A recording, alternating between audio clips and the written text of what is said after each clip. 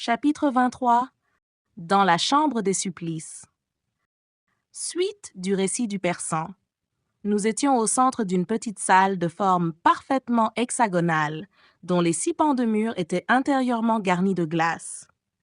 Du haut en bas, dans les coins, on distinguait très bien les rajoutis de glace, les petits secteurs destinés à tourner sur leur tambour. Oui, je les reconnais. Et je reconnais l'arbre de fer dans un coin, au fond de l'un de ces petits secteurs. L'arbre de fer avec sa branche de fer, pour les pendus. J'avais saisi le bras de mon compagnon.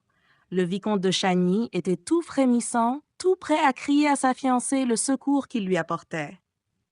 Je redoutais qu'il ne pût se contenir. Tout à coup, nous entendîmes du bruit à notre gauche. Ce fut d'abord comme une porte qui s'ouvrait et se refermait dans la pièce à côté, puis il y eut un sourd gémissement. Je retins plus fortement encore le bras de M. Chagny, puis nous entendîmes distinctement ces mots. « C'est à prendre ou à laisser. La messe de mariage ou la messe des morts. » Je reconnus la voix du monstre. Il y eut encore un gémissement. À la suite de quoi, un long silence. J'étais persuadée, maintenant, que le monstre ignorait notre présence dans sa demeure, car s'il en eût été autrement, il se serait bien arrangé pour que nous ne l'entendions point. Il lui eût suffi pour cela de fermer hermétiquement la petite fenêtre invisible par laquelle les amateurs de supplices regardent dans la chambre des supplices. Et puis, j'étais sûre que s'il avait connu notre présence, les supplices eussent commencé tout de suite. Nous avions donc dès lors un gros avantage sur Éric. Nous étions à ses côtés et il n'en savait rien. L'important était de ne lui point faire savoir, et je ne redoutais rien tant que l'impulsion du vicomte de Chagny, qui voulait se ruer à travers les murs pour rejoindre Christine Daae, dont nous croyions entendre par intervalles le gémissement. « La messe des morts, ce n'est point gai, » reprit la voix d'Éric, tandis que la messe de mariage, parlez-moi de cela. C'est magnifique. Il faut prendre une résolution et savoir ce que l'on veut. Moi, il m'est impossible de continuer à vivre comme ça, au fond de la terre, dans un trou, comme une taupe. Don Juan triomphant est terminé. Maintenant, je veux vivre comme tout le monde. Je veux avoir une femme comme tout le monde, et nous irons nous promener le dimanche. J'ai inventé un masque qui me fait la figure de n'importe qui. On ne se retournera même pas.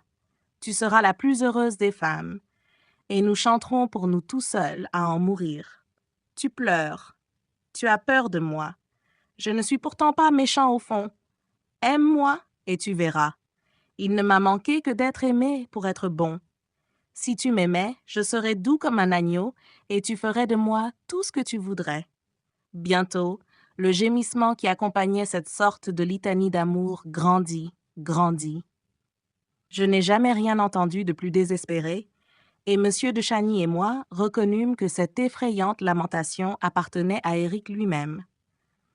Quant à Christine, elle devait, quelque part, peut-être de l'autre côté du mur que nous avions devant nous, se tenir, muette d'horreur, n'ayant plus la force de crier, avec le monstre à ses genoux.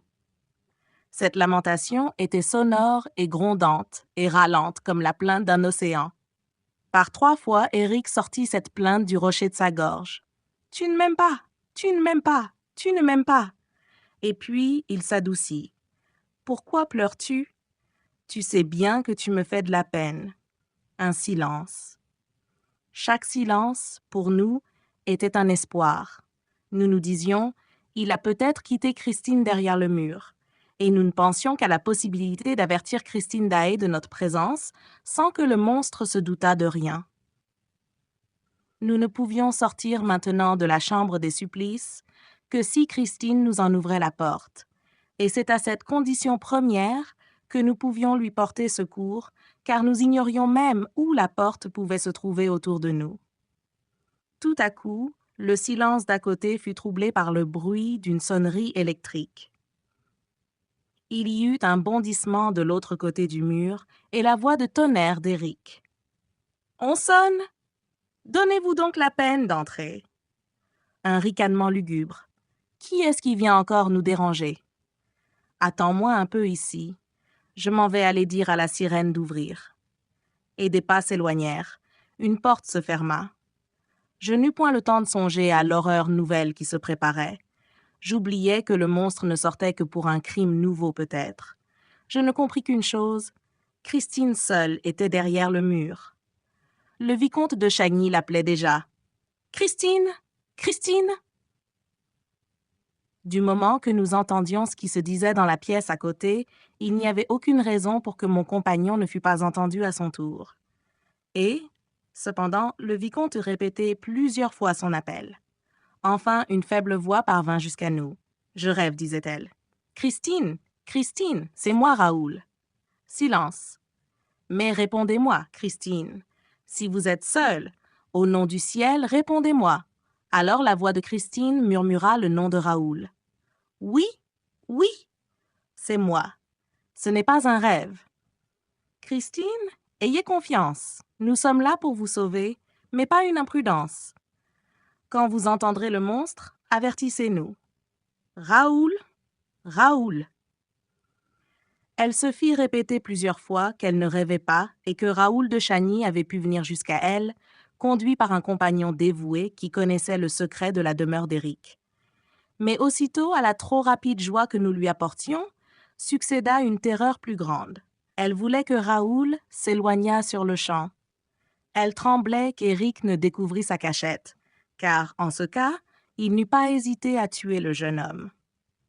Elle nous apprit en quelques mots précipités qu'Éric était devenu tout à fait fou d'amour et qu'il était décidé à tuer tout le monde et lui-même, avec le monde, si elle ne consentait pas à devenir sa femme devant le maire et le curé de la Madeleine. Il lui avait donné jusqu'au lendemain soir 11 heures pour réfléchir. C'était le dernier délai. Il lui faudrait alors choisir, comme il disait, entre la messe de mariage et la messe des morts. Et Éric avait prononcé cette phrase que Christine n'avait pas tout à fait comprise. Oui ou non? Si c'est non, tout le monde est mort et enterré. Mais moi, je comprenais tout à fait cette phrase, car elle répondit d'une façon terrible à ma pensée redoutable. « Pourriez-vous nous dire où est Éric? » demandai-je. Elle répondit qu'il devait être sorti de la demeure. « Pourriez-vous vous en assurer? »« Non. Je suis attachée, je ne puis faire un mouvement. » En apprenant cela, M. de Chagny et moi ne pûmes retenir un cri de rage. Notre salut, à tous les trois, dépendait de la liberté de mouvement de la jeune fille.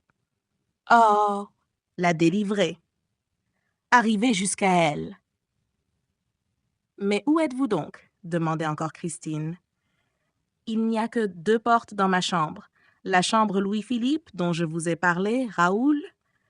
Une porte par où entre et sort Éric, et une autre qu'il n'a jamais ouverte devant moi, et qu'il m'a défendu de franchir jamais, parce qu'elle est, dit-il, la plus dangereuse des portes. La porte des supplices. Christine, nous sommes derrière cette porte-là. »« Vous êtes dans la chambre des supplices? »« Oui, mais nous ne voyons pas la porte. »« Ah, si je pouvais seulement me traîner jusque-là.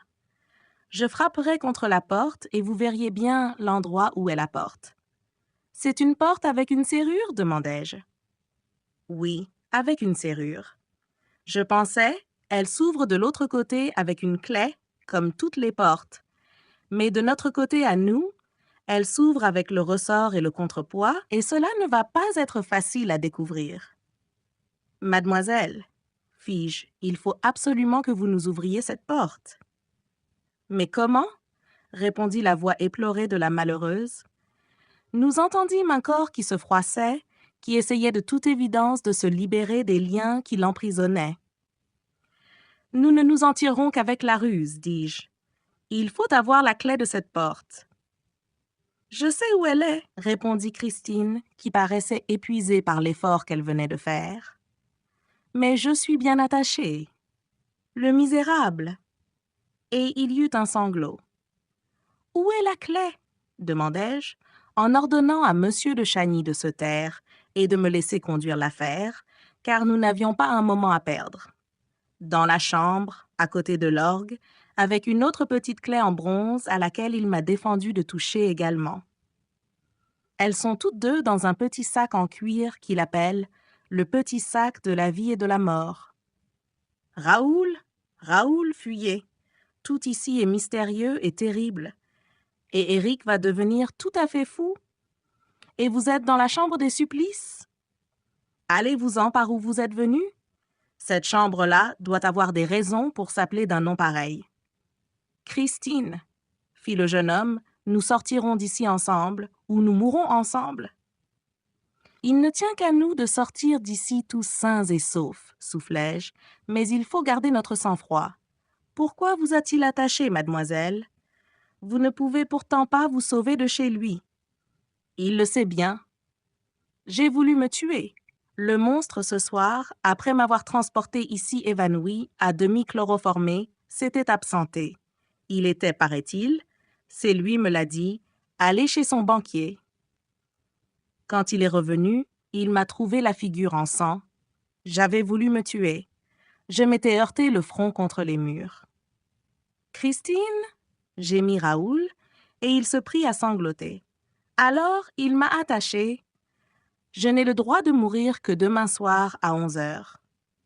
Toute cette conversation à travers le mur était beaucoup plus hachée et beaucoup plus prudente que je ne pourrais en donner l'impression en la transcrivant ici. Souvent, nous nous arrêtions au milieu d'une phrase parce qu'il nous avait semblé entendre un craquement, un pas, un remuement insolite. Elle nous disait « Non, non, ce n'est pas lui. Il est sorti. Il est bien sorti. » J'ai reconnu le bruit que fait, en se refermant, le mur du lac. « Mademoiselle, déclarai-je, c'est le monstre lui-même qui vous a attaché. C'est lui qui vous détachera. Il ne s'agit que de jouer la comédie qu'il faut pour cela. N'oubliez pas qu'il vous aime. » Malheureuse, entendîmes-nous, comment ferais-je pour l'oublier jamais? Souvenez-vous-en pour lui sourire, suppliez-le, dites-lui que ses liens vous blessent.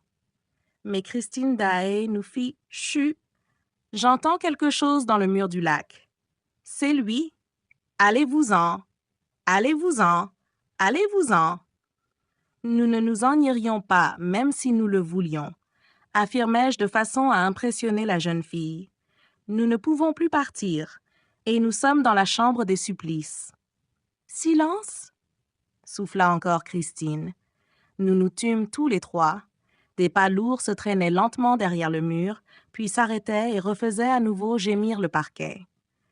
Puis il y eut un soupir formidable, suivi d'un cri d'horreur de Christine, et nous entendîmes la voix d'Éric. « Je te demande pardon de te montrer un visage pareil. Je suis dans un bel état, n'est-ce pas?